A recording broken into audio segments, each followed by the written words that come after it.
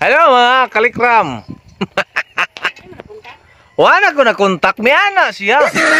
Wala ko nakontak. Karon, kay wa man gid nakontak, awat di na tumapugos. May ana oy. Mingon? Mingon. Mingon gyud oy. Mao na nga. Kunon sa imong baligya, unok-unokon ka. Nga mo na ilang paliton. May ana siya. Mingon. Mao na nga.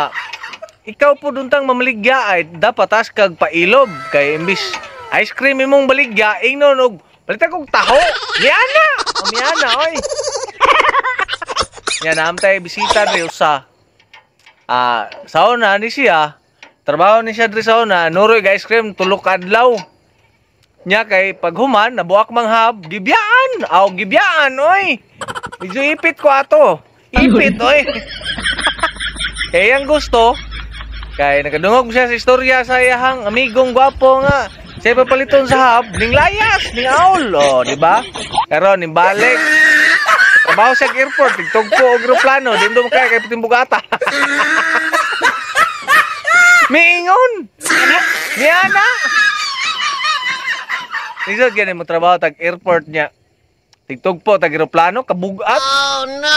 Miingon yun. O na karon ning balik sa dream maghimo. Gusto daw mahimo lang po siyang highway engineer. Kay uma dito naman siya nahimon sang pilot sa dryer. Aw dryer kining airport. Dako biya kay airport ang tagiya si Madam Aida. Ano pinaganda kong airport diri sa Aurora. Si Madam Aida ang tagiya. No, shout out des ni Madam Aida no. Nga pinakadako airport diri sa lungsod sa Aurora.